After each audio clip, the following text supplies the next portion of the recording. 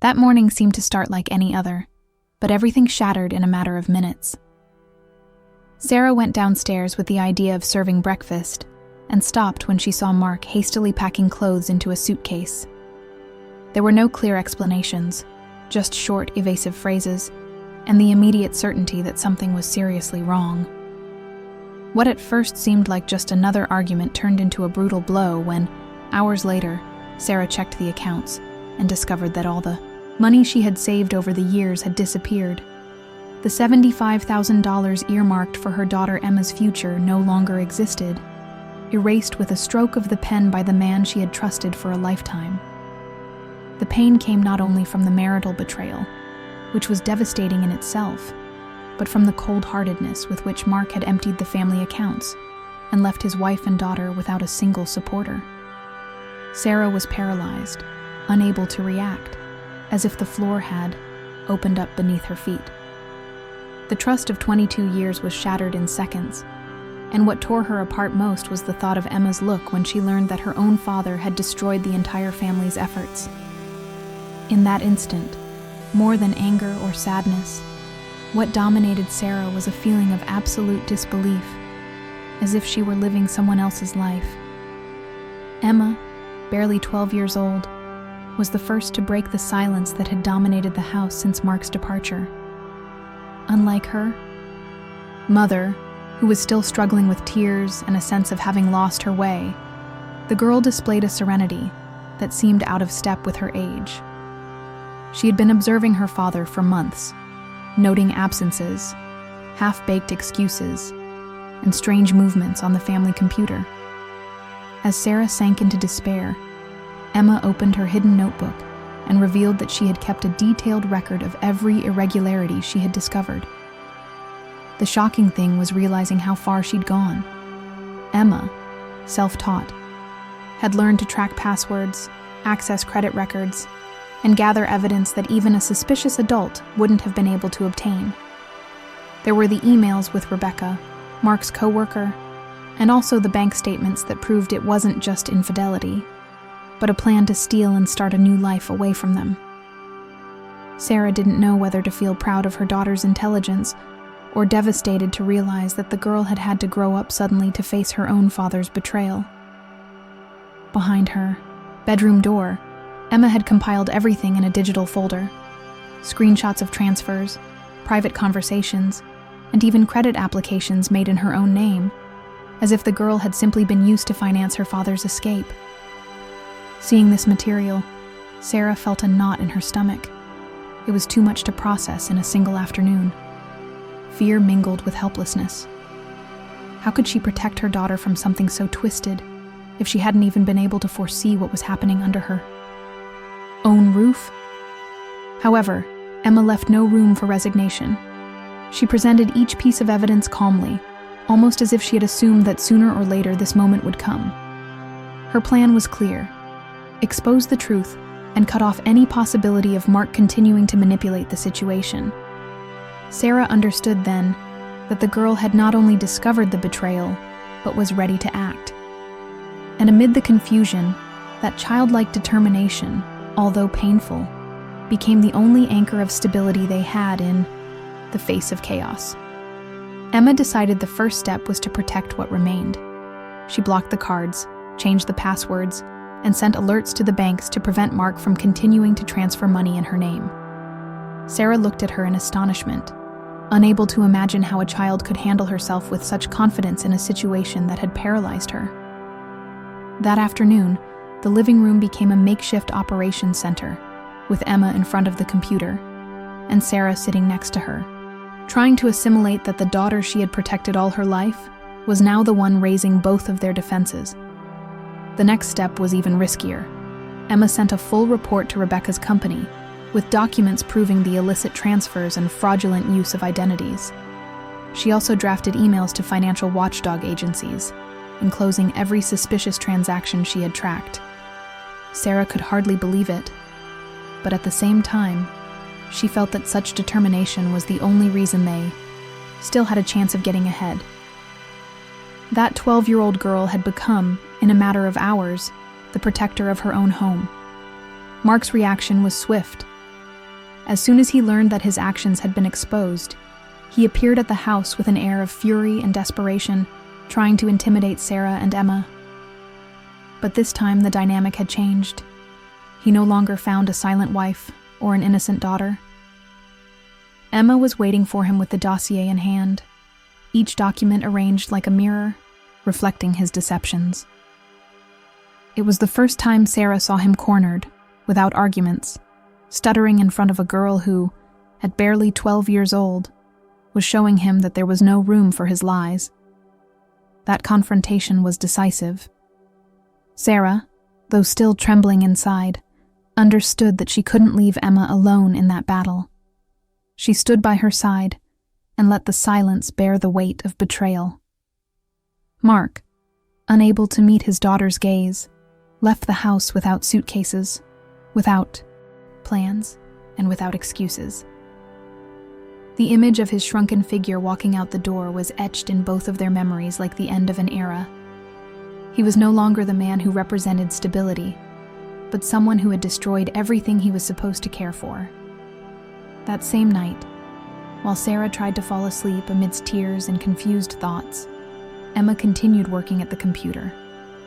She had realized that the exposure couldn't remain solely within the family. If Mark and Rebecca had used her identity to apply for loans, it meant they could harm other people as well. With that clarity, she drafted new complaints addressed to consumer protection agencies and preemptively blocked any further access to her personal data. It was a level of foresight that was surprising and at the same time painful, because it revealed the childhood snatched away by a betrayal that forced her to grow up too quickly. At dawn, Sarah found her daughter asleep on the couch, her computer still on, and several confirmation emails in her inbox. It was at that moment that she understood the magnitude of what Emma had done. Not only had she confronted the lie and the theft, she had also built a barrier that protected their future.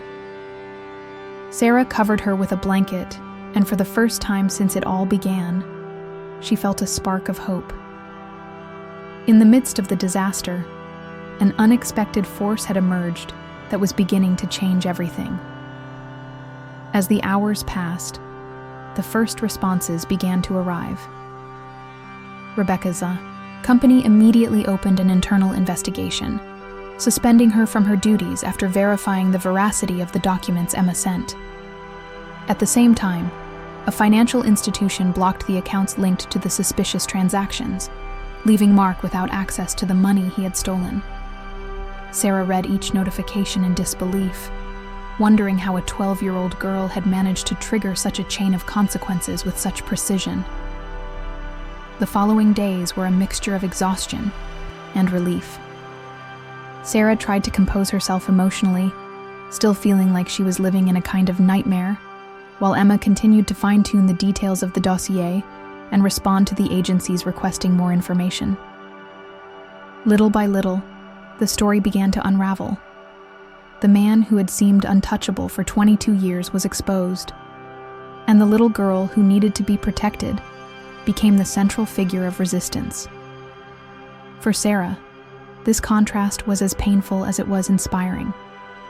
She had lost the image of a reliable husband, but she had gained a daughter who proved to be a model of strength. News of the scandal soon reached Mark's family, and what had previously been complicit silence turned into open denial. Emma had sent copies of the dossier to a trusted uncle, who didn't hesitate to show everything to the rest of the family. The reaction was unanimous. Mark went from being considered a hard-working, respectable man to becoming a source of shame. Sarah watched from afar, still in shock, but feeling for the first time that the truth was on her side and that she wouldn't have to bear the humiliation alone. Meanwhile, Emma seemed to understand that it wasn't enough to expose her father and Rebecca. That pain had to be transformed into something that would also help others. With surprising ease, she began writing a kind of digital guide on how to protect data, recognize signs of fraud, and act quickly in the face of a scam attempt. Sarah, seeing her so focused, understood that her daughter was not only facing the present, but also giving new meaning to what they had experienced. This ability to turn hurt into learning became an unexpected driving force for both of them. At just 13 years old, Emma decided to share her experience on online forums dedicated to fraud victims. What began as a simple testimony transformed into a space for guidance for families going through similar situations. Parents wrote to her in disbelief, asking for advice on how to detect suspicious activity on their accounts or how to protect their children from identity theft. Sarah, although still dealing with her own grief, began to share these experiences with her, amazed to see how her daughter became a role model for strangers who found clarity and hope in her. The transformation in the family dynamic was evident. Mark had been left bankrupt, jobless, and without support, while Sarah and Emma, despite everything they had lost, found a new balance. It wasn't easy. There were nights when Sarah's crying seemed endless. But amidst the sadness, Emma's firm voice always appeared, reminding her that they had managed to survive the worst blow. This mixture of fragility and strength marked the beginning of a different phase, where there was no longer room for silence or dependence, but rather for rebuilding from the ground up. Over time, Emma began receiving invitations to speak at small school conferences and community meetings. People wanted to hear how a child had successfully uncovered a fraud that had exposed an experienced adult with access to resources. Sarah, though nervous, always accompanied her, watching as her daughter simply recounted what she had done, without dramatizing, but clearly highlighting the damage her father's betrayal had caused. It was striking to see so many people taking notes, asking questions, and thanking her for bravely sharing something so painful. For Sarah, each presentation was a mixture of pride and melancholy.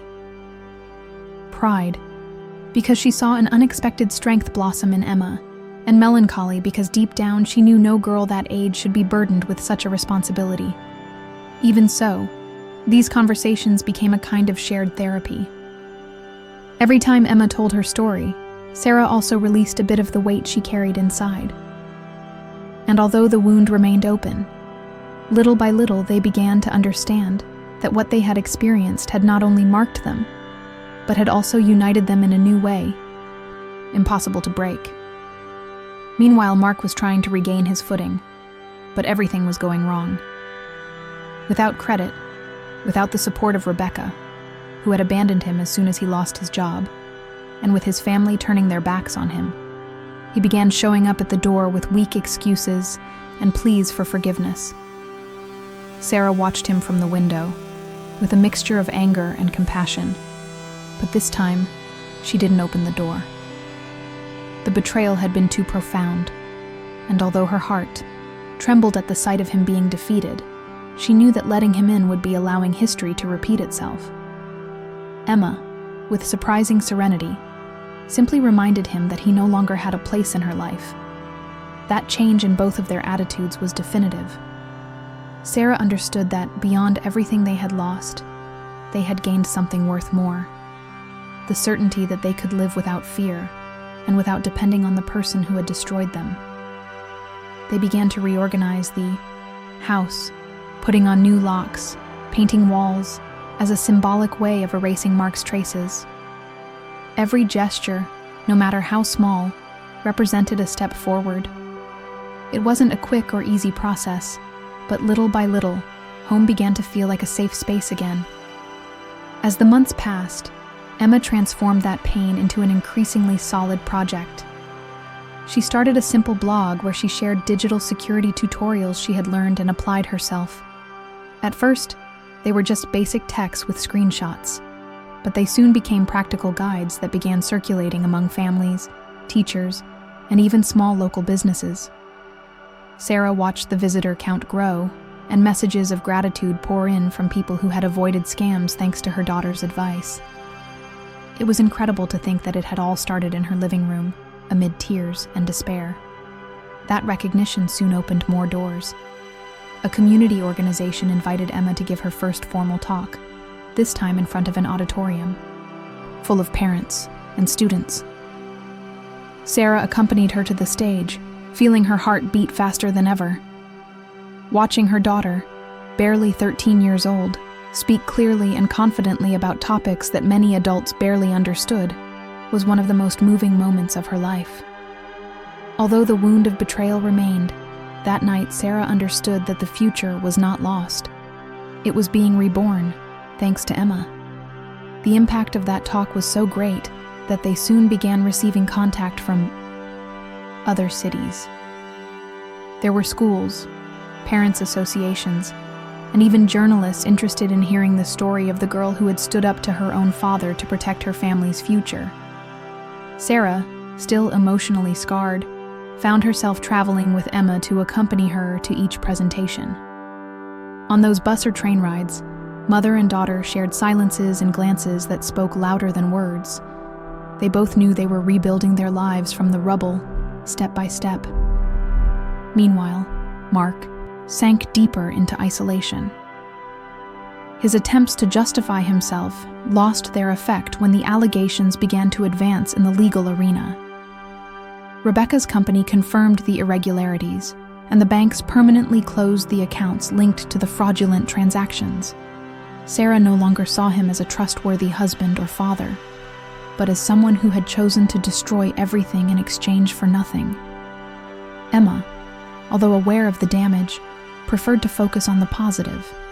She had managed to bring the truth to light, and above all, had prevented more people from falling victim to her deceptions. Sarah, little by little, also began to regain her place in the world. After months of living in the shadow of the chaos left behind by Mark, she decided to find a part-time job at a local bookstore. There, she found a quiet space, surrounded by books and simple conversations, that allowed her to feel useful again and part of something bigger than the pain.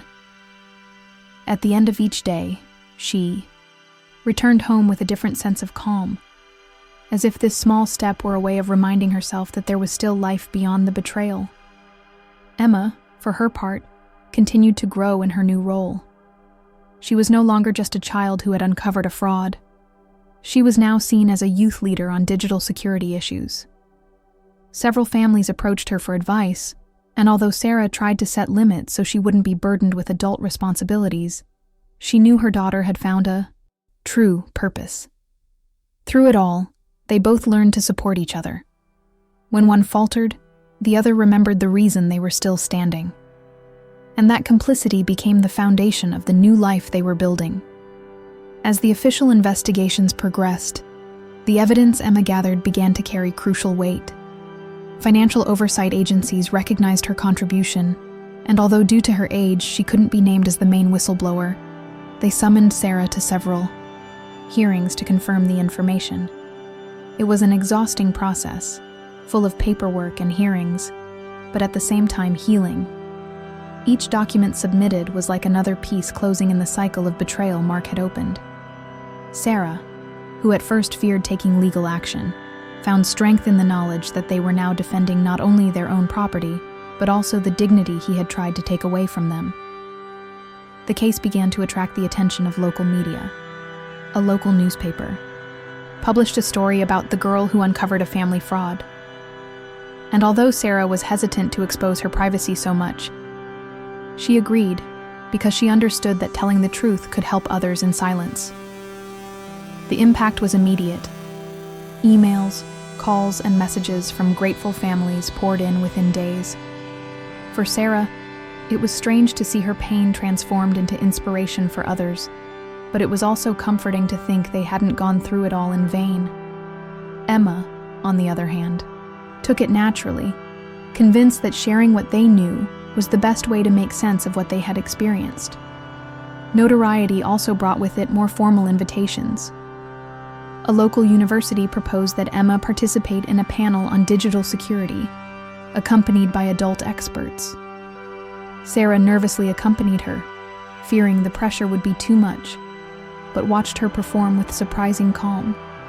The girl spoke about her experience without embellishment, explaining step by step how she had identified the irregularities and what tools she had used. Those in attendance were impressed not only by her knowledge, but by the maturity with which she approached such a sensitive topic. For Sarah, It was another reminder that the pain she had experienced had been transformed into a kind of unexpected driving force. Returning home after that event, Sarah felt for the first time in a long time that the word future no longer weighed on her. Although there were still nights when the memory of Mark kept her awake, she was no longer dominated by hopelessness. Now she could see Emma smiling as she scrolled through the messages of support she received on her blog, and that image was enough to give her strength. The betrayal was still a raw scar, but it no longer defined everything they were. What defined them now was their ability to endure and reinvent themselves, even when life had tried to tear them down in a single day. Over time, the routine began to stabilize. Sarah organized her schedule at the bookstore and spent her afternoons accompanying Emma on her projects, reviewing emails together, and sorting through invitations to accept and reject. It was strange, almost ironic, to see how a 13-year-old girl had a busier schedule than many adults, but Sarah made sure she still had time to simply be a teenager, outings with friends, playdates, and moments of relaxation. This search for balance became a priority because she didn't want the traumatic experience to completely define her daughter's youth. Meanwhile, Mark had completely disappeared from view. There were no more visits to the door or attempts at contact. Sarah learned from others that he was facing lawsuits and had even lost long-standing friendships due to the magnitude of the scandal. Far from feeling satisfied, what predominated in her was a kind of cold relief. He was no longer part of her life, neither as a threat nor as a shadow. It was a silent but necessary closure. In contrast, every day with Emma was a confirmation that, despite the betrayal, there was still a world to build, and that they were doing it together, step by step. As the months passed, Sarah noticed changes in herself as well. She had stopped feeling like a passive victim and began to recognize herself as someone capable of supporting and accompanying her daughter on an unexpected journey. She began attending support groups for women who had gone through traumatic separations, and there, she found a space to share what she had experienced without fear of judgment. Telling her story out loud helped her let go of the guilt she'd carried since the day she saw Mark with the suitcase, and made her understand that she hadn't failed as a mother or as a wife. She had simply trusted someone who chose to betray her. Emma, meanwhile, continued to grow in her role as a youth leader. She had managed to establish a small online network where others shared experiences about family fraud and digital security. Sarah, who initially feared public exposure, was surprised to see how respectful and helpful the space remained for those who needed it. Each story they read together was a reminder that they were not alone, and that, in some way, they had transformed a personal pain into a collective resource. This sense of community began to give them more strength than any individual achievement. One day, Sarah received an unexpected call from Emma's school. The principal wanted to publicly recognize Emma's courage and ingenuity, proposing a special event that would highlight her contribution to the community. Sarah hesitated at first, fearing that exposing her family's intimacy too much might revive old wounds. But when she saw the hope in her daughter's eyes, she agreed. The ceremony was simple but deeply emotional. Teachers, classmates, and parents listened attentively as Emma recounted what she had done to protect her mother and herself. Sarah, sitting in the front row, wept with pride and relief, feeling that this little girl had restored dignity to a history marked by betrayal. After that event, something changed in Sarah. She understood that she no longer had to bear the shame of what Mark had done. The community had seen the truth, had heard Emma's story directly, and had recognized the strength with which they both faced the situation. It was like lifting a weight that had been weighing on her chest for months.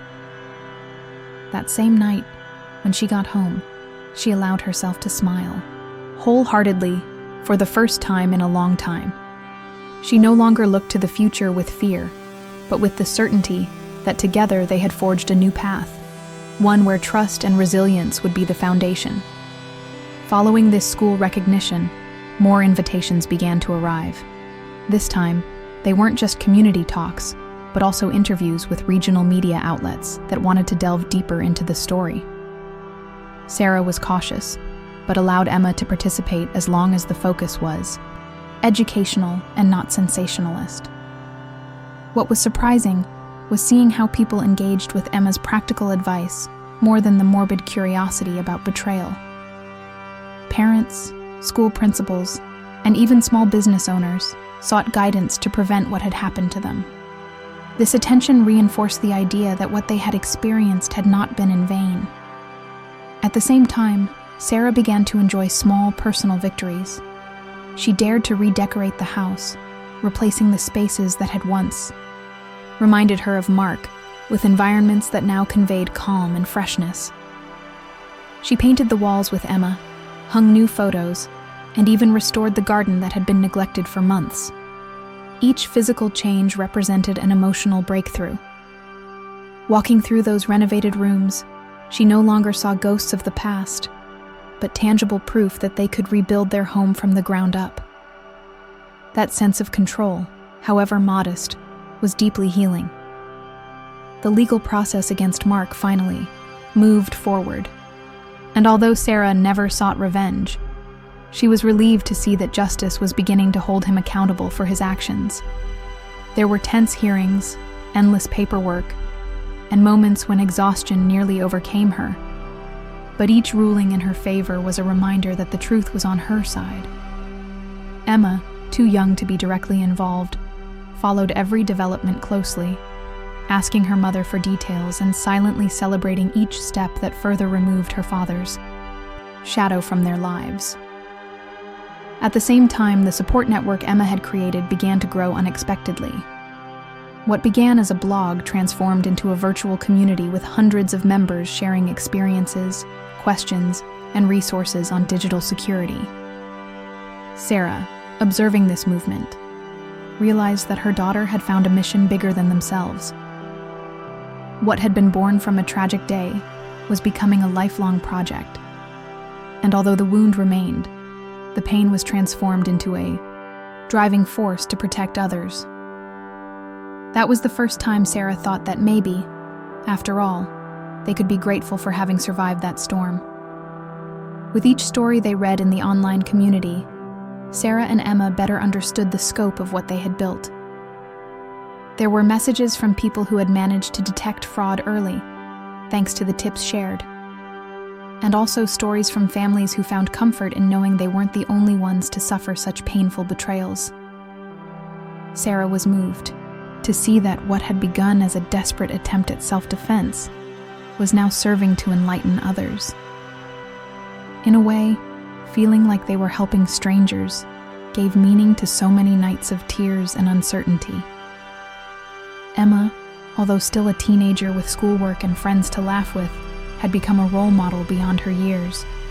Sarah made sure to remind her not to carry the whole weight of the world, but she also acknowledged that the experience had transformed her into a different person.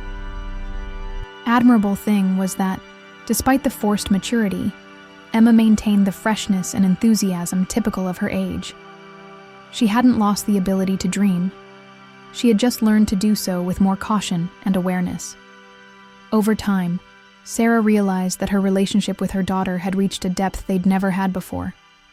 They spent hours talking, not only about what had happened, but also about projects, goals, and dreams for the future. These nightly chats, often accompanied by cups of tea and spontaneous laughter, became a new tradition, replacing the tense dinners they used to have when Mark was still in the house. Instead of an atmosphere filled with awkward silences, there was now complicity and absolute trust. Financial stability was still a challenge, but Sarah learned to make do with what they had. The bookstore provided a modest income, and thanks to the network Emma was building, they also began receiving small donations to support their blog and online community. It, too, wasn't much, but it was enough to cover the essentials and give them peace of mind. Sarah understood that security doesn't always depend on a large bank account, but rather on knowing that, no matter what happens, they are not alone. And that certainty became her greatest treasure. A year after that day when everything collapsed, Sarah looked back and still found it hard to believe how much her life had changed. She clearly remembered the shock of seeing Mark packing his things, the despair upon discovering the stolen money, and the feeling of emptiness that nearly consumed her. But when she compared that memory with the present, she understood that she had gone through a rebuilding process she never imagined possible. She was no longer the woman paralyzed by fear, but someone who had learned to support herself and her daughter as she grew. Emma, for her part, had found a purpose that transcended the personal. At 13, she was already involved in community projects, giving talks in schools, and collaborating with organizations promoting digital education. Although still a child in many ways, she had demonstrated an extraordinary ability to transform pain into strength. Sarah watched her with a mixture of pride and tenderness, aware that life had taken so much from them, but it also taught them an irreplaceable lesson. Even in the midst of collapse, one can find a way to rise again. At family gatherings, Sarah noticed how everyone's perception of them had changed. Whereas, before, people had avoided talking about the subject out of discomfort. Now they approached them with respect and admiration, recognizing the courage with which they had faced such a painful situation. For Sarah, these gestures were a reminder that they no longer had to carry shame or hide what had happened. The truth was out in the open, and far from weakening them, it had strengthened them. Emma, with the naturalness of her age, accepted these acknowledgments without vanity, as if she had only done what was necessary. The house, which had initially been the scene of tears and sleepless nights, slowly became a home filled with new memories. Sarah hosted simple dinners, invited close friends, and laughed again with a lightness she thought she'd lost. During those evenings, watching Emma chatting animatedly, she felt as if the darkness of that day no longer dominated their lives. The pain was still there, because scars don't disappear overnight, but it had transformed into a silent force that reminded them of where they came from and everything they had overcome. There was one moment in particular that left a lasting impression on Sarah. When she received official notification that Emma's college fund, although not fully recovered, would be partially restored thanks to the complaints and the ongoing legal process. It wasn't just money. It was confirmation that all Emma's efforts hadn't been in vain. Sarah hugged her tightly when she read the news, crying not from sadness, but from relief. For the first time in a long time, she felt her daughter's future was protected again, even if it was in a different way than she had imagined years before. That same day, Emma published a blog post titled, "How to Reclaim Your Life After Betrayal." It wasn't just about fraud or passwords, but about the importance of leaning on those you love and not letting fear paralyze you. Reading it, Sarah realized that her daughter was no longer speaking solely from anger or the need for justice, but from the maturity she had forged with each step. It was a moment of immense pride, because it confirmed that from that disaster had emerged a voice capable of inspiring beyond the personal. The second anniversary of that breakup arrived without Sarah noticing. Before she knew it, she was at a coffee shop with Emma, laughing about something trivial, and she thought she would never have imagined such a scenario 2 years ago. The pain of betrayal was no longer the center of their lives. Now there was room for simpler plans, like a weekend getaway, or the idea of Emma applying to a youth technology program. It was then that she realized that, although the wound would never completely disappear, they had managed to rebuild a day filled with precious moments. Mark, on the other hand, was barely a distant echo. A few scattered news reports spoke of his legal troubles and isolation, but for Sarah, he no longer meant anything. There was no hatred or desire for revenge, only indifference. True justice for her was seeing Emma grow confidently, turning mistrust into learning, and moving forward without fear. That indifference, which had previously seemed impossible, became the clearest sign that they had finally regained control of their lives. They were no longer the victims of a betrayal, but the protagonists of their own resilience. Emma continued to accumulate experiences that surprised everyone. She was invited to collaborate on a pilot project for Young Digital security consultants, something that excited her, because it meant applying what she'd learned in real-life situations beyond her personal history. Sarah, although concerned about the exposure, supported her every step of the way, aware that this vocation was also part of the healing process. Seeing her speak with adult experts and being listened to with respect was a constant reminder that, even in adversity, she had found a purpose. For Sarah, the real change lay in the way she learned to look at herself in the mirror. She no longer saw the broken woman who had sobbed inconsolably on the kitchen floor the day Mark left, but someone who had managed to sustain her daughter and herself through the storm. She recognized her scars, but also the strength she had unwittingly discovered. She had gone from being a betrayed wife to a renewed mother, aware that her life was not defined by what she lost, but by what she managed to build from that loss.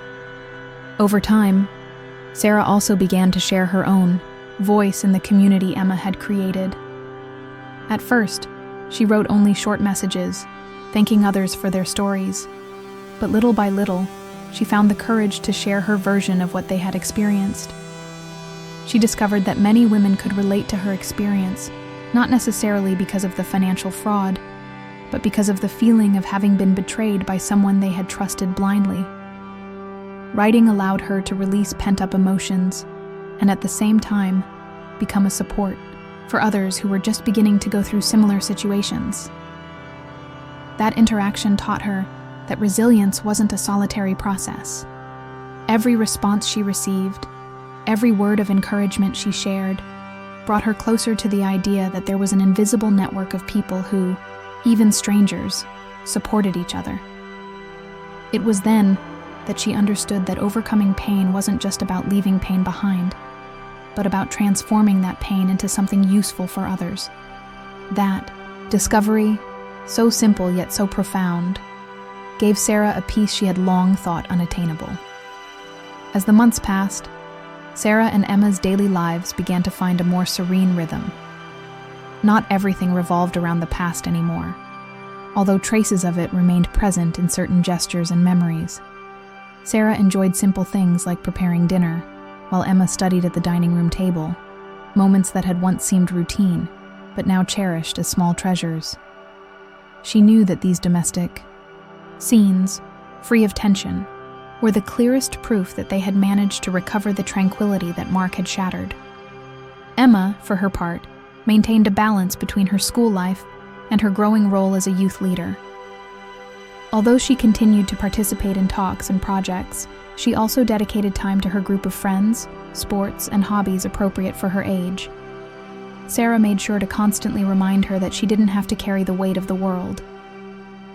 Seeing her laugh, play, and make plans for the future was the best reminder that, despite the maturity acquired under painful circumstances, she was still a teenager with the right to enjoy her life. One day, while sorting through some old boxes together, Sarah found photos of her and Mark's wedding. For a moment, the memory struck her hard, but instead of breaking down, she took a deep breath and decided to show them to Emma.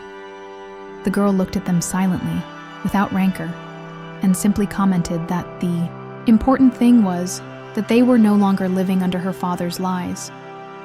This mature reaction taught Sarah that her daughter had learned to separate what were once happy moments from the pain that came afterward, and that this ability to look forward was something she herself needed to cultivate. From that day on, Sarah adopted a new habit.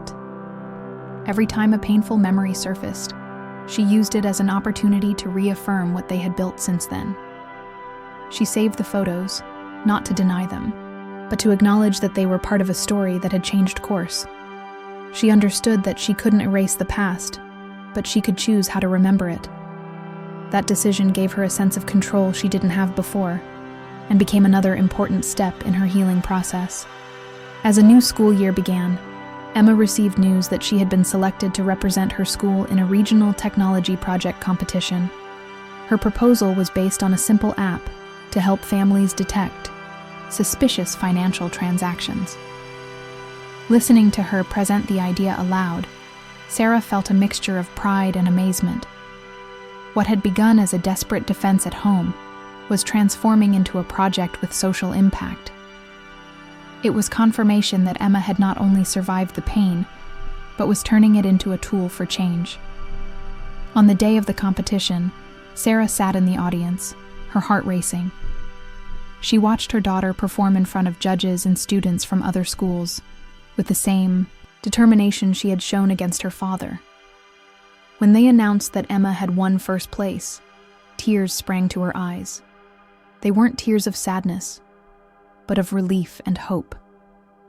In that crowded arena, Sarah understood that the future Mark had tried to steal from them was being reborn, stronger and more promising than ever. After that academic triumph, Emma was invited to present her project at a larger youth event organized by a foundation that supported young talent. For Sarah, accompanying her meant facing a much larger and more formal audience, but as she watched her confidently walk onto the stage, she realized her daughter was already accustomed to such challenges. As Emma spoke, the entire room fell silent, listening to how a teenager transformed a family betrayal into a concrete proposal to protect others. It was a moment Sarah held dear. Back home, mother and daughter celebrated with a simple dinner. They didn't need luxuries. The feeling that they had taken another step forward in their rebuilding was enough. Sarah took advantage of that evening to tell Emma how much she admired her and how grateful she was for everything she had done. Emma, with her characteristic humility, replied that all she wanted was to make sure no other family went through what they had. That sincere and direct response reaffirmed Sarah's conviction that life could be reborn even after the worst betrayal. As time passed, their routine returned to a semblance of normalcy. Sarah kept her whole job at the bookstore, enjoyed small talk with regular customers, and returned home with the peace of mind of knowing Emma was waiting for her there, busy with her homework or preparing new ideas for her projects. Financial stability was still limited, but they no longer lived in constant fear and uncertainty. Mutual trust had become the true foundation of their lives, much stronger than any material security. One Saturday afternoon, while walking together in the park, Sarah found herself laughing out loud at a comment Emma made. It was at that moment that she realized they had regained something she thought was lost: the ability to enjoy the present without Mark's shadow haunting them. It wasn't that the past had disappeared, but rather that it no longer defined every step they took. That emotional freedom was, for Sarah, the definitive proof that they had overcome the darkest period and were ready to build a full life in which love and resilience were the protagonists. 1. Autumn afternoon, Sarah received an unexpected email. An international organization wanted to include Emma's story in a program on digital education for young people. Although she was initially hesitant about the exhibition, she realized it was a unique opportunity. Emma enthusiastically accepted, not out of personal recognition, but because she saw it as a way to broaden the impact of what they had experienced. For Sarah, it was moving to see how her daughter spoke about everything naturally, without resentment, always focusing on what could be learned and prevented. That recognition marked a symbolic closure. Sarah understood that the day she found Mark packing had been the beginning of a collapse, but also the starting point of a transformation she could never have imagined. They had lost money, confidence, and stability, but they had gained strength, unity, and a purpose that transcended the personal. Now, every time someone thanked them for sharing their experience, Sarah felt the pain had been worth it, because she had become a beacon for others who also needed to believe that it was possible to rise after a betrayal. Over the years, Sarah stopped defining herself as a betrayed woman and began to see herself as someone who had survived and been reborn. She learned to recognize that life doesn't always unfold as planned, but that even in the midst of chaos, new opportunities can arise. Emma, now a teenager, continued to grow with that blend of maturity and freshness that made her unique, and each of her achievements was also a reminder of the resilience they had built together. Mother and daughter became an inseparable team, holding each other up through setbacks and celebrating every small triumph. Mark's memory still surfaced occasionally, but no longer with pain, but rather as a lesson they had both decided not to forget. It had been the trigger for the worst crisis of their lives, but also the catalyst for the strength that defined them today. Sarah, looking at her daughter, understood that the future wasn't determined by what they lost, but by what they decided to do with what remained. And in that future, there was no longer room for betrayal, only for the certainty that, whatever happened, together they could overcome anything.